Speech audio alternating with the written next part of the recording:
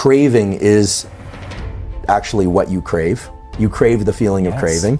Is beautiful because what it means is that you don't allow yourself to go so far down the arc of the dopamine trajectory to get to the other source of motivation. So there are two sources of motivation as it relates to dopamine, and then we can think about tools that we could export from these that are nested in neurobiology.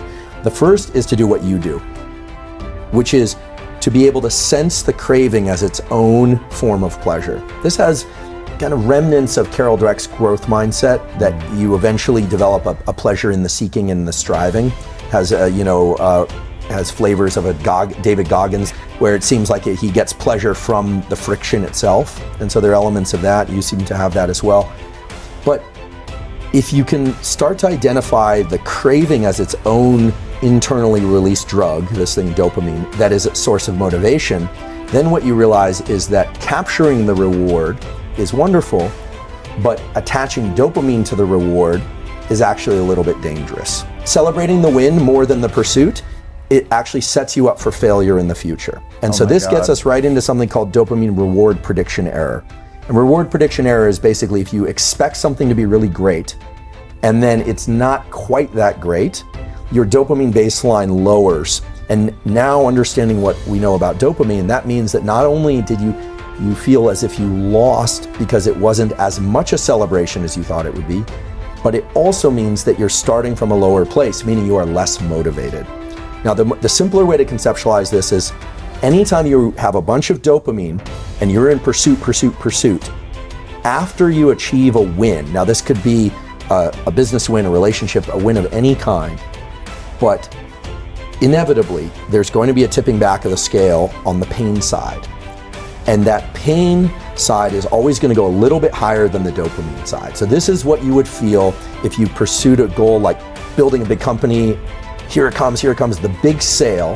And then there's the, well, what now? The kind of letdown. Now, if you simply wait and stop pursuing dopamine for a short while, the scale starts to reset. The problem is a lot of people immediately roll right into the next pursuit.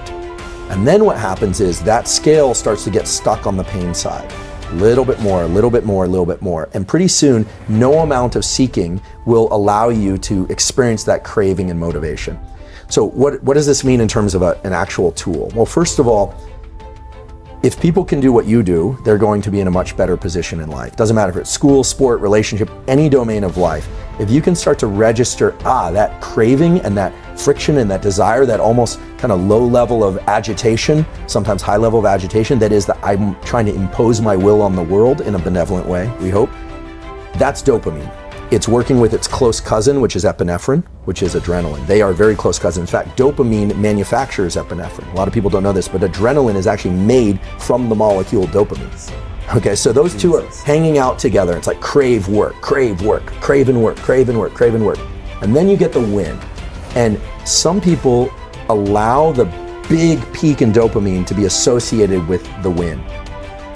And smart people learn to adjust their celebration internally, right? This is all internal. You could throw the biggest party in the world, but as long as you're kind of laid back and looking at this, not letting yourself get manic crazy, you won't necessarily crash as hard, and pretty soon your system will reset so that you take the day, you clean up the dishes, you relax, you go, what now? I'm feeling a little low.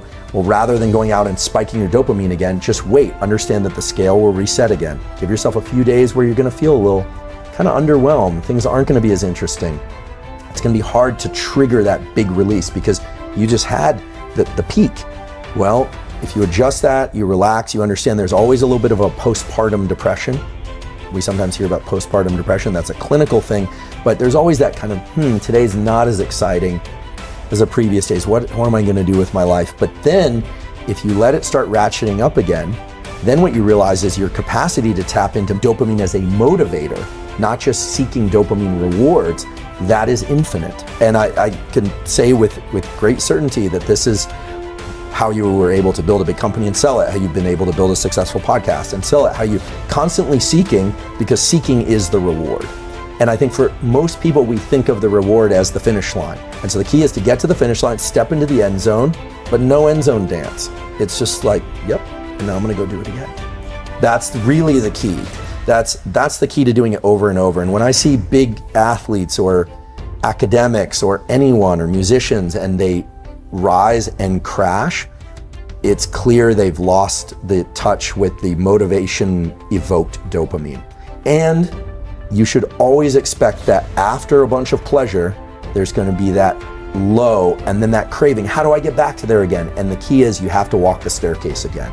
You don't get to do this as a square wave pull. You don't get to just ascend. It's always up, down, up a little bit higher, down, up. That's the function. If you can expect that there will be a little bit of a dip post-win or post whatever, that's helpful. There's always a refractory period of any kind, so to speak. If you expect it, that's great because you eliminate the downside of the reward prediction error. Reward prediction error can also be conceptualized as, I tell you we're going to go to this restaurant, I keep building up the food.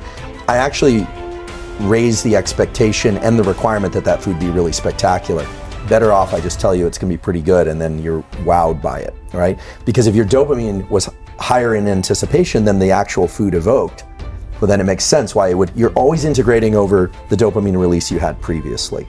The desire to pursue things and to create more of oneself and as a species, whether or not you decide to have kids or not, those circuits all use the one universal currency, dopamine, of wanting more things that are outside the confines of your skin. And that's what's driven forward evolution of individuals and families and cultures and our species as a whole. The element of pain.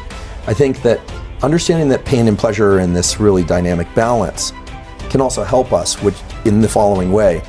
Any pain that you feel, the longer day, the less sleep, the kind of agony that things aren't working, that power outlet doesn't work, or the internet is slow, whatever it is, the amount of pleasure that you will eventually experience is directly related to how much pain you experience.